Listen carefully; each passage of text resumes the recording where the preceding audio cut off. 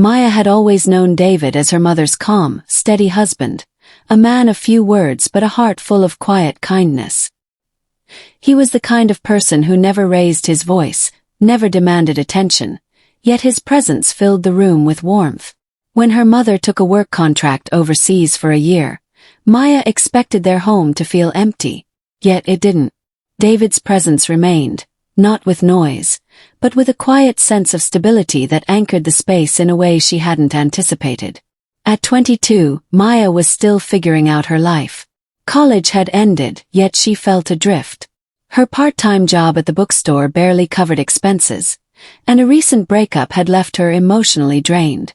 Most nights, she found herself curled up on the couch, scrolling through job listings she had no real interest in, the weight of uncertainty pressing down on her. One evening, she sat in the dimly lit living room, head buried in her hands, lost in thought. "You okay?" David's voice was gentle yet firm. She looked up to find him standing in the doorway, holding 2 mugs of tea.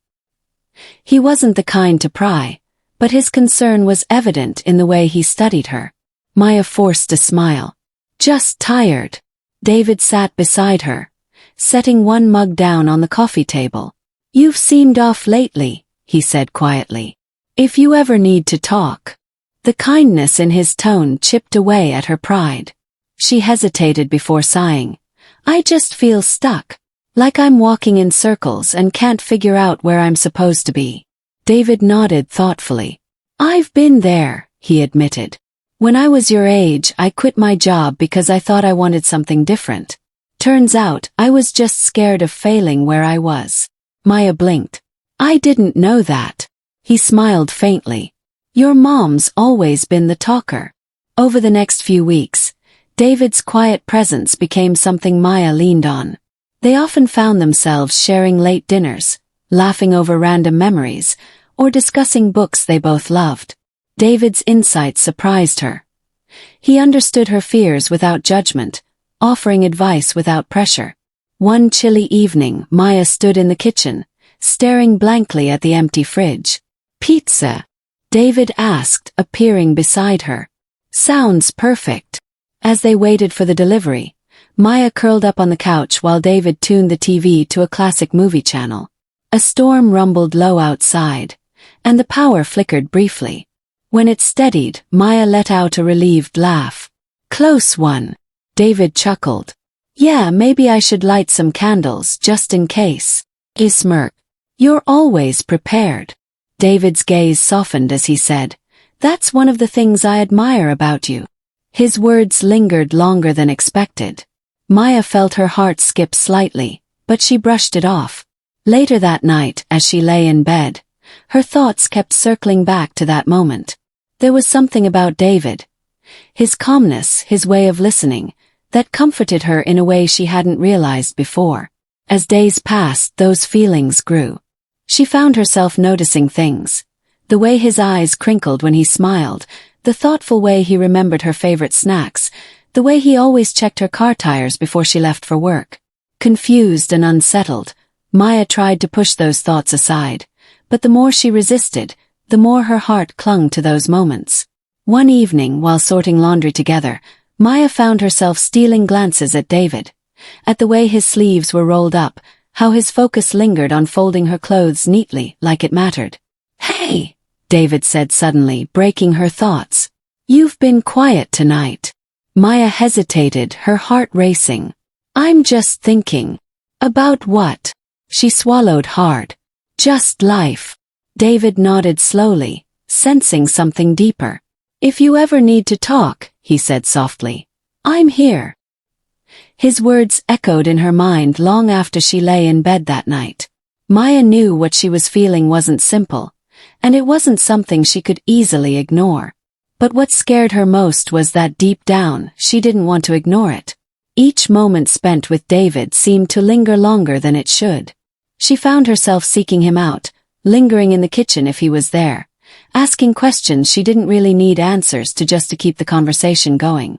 David, in his usual calm way, never seemed to notice. Or maybe he did, but he was careful not to show it. He remained steady, thoughtful, kind, always knowing when to speak and when to simply listen. One evening, Maya walked into the living room to find David asleep on the couch, a book resting on his chest, his glasses still perched on his face. She smiled softly, resisting the urge to brush his hair back from his forehead. He looked peaceful, and in that quiet moment, she realized just how much comfort he had brought into her life. But comfort was turning into something more, something she couldn't control. The tension grew in unexpected moments, a quiet glance across the room, a lingering silence neither seemed to know how to break. Maya started avoiding those moments, afraid of what they might mean. One evening she overheard David on the phone. His voice low but clear. "I think I should stay somewhere else for a while. I don't know. Maybe it's best for both of us." Her stomach sank. He sensed it. Maybe not the full truth, but enough to know something wasn't right. The thought of him leaving terrified her more than anything.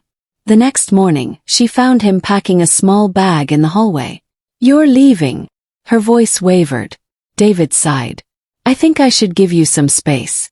Something's been off, and I don't want to make things harder." Maya felt her heart race. "You don't have to go." "I think I do." His voice was calm but firm. She stepped closer, breath catching. "I've been confused," she admitted. "And scared. I didn't know how to handle it." David set his bag down. "Maya, whatever's been bothering you, we can talk about it." Her eyes stung with tears. "I don't know how to explain it. I just know that when you're around I feel safe. I feel different." David's expression softened, but there was uncertainty in his eyes. "Maya, I know it's complicated," she said quickly. "But I can't ignore it anymore." David let out a slow breath. "I care about you more than you probably realize," he said quietly. "But this isn't something we can rush." "I'm not asking for anything right now," she said. "I just needed you to know how I feel." His gaze lingered on her before he reached for his bag again. "I think some space is still a good idea. Are you coming back?" "I will," he promised. "I just need some time to think." As he walked out the door, silence closed in around her. For the first time in weeks, she had finally been honest. Yet somehow she felt more lost than ever.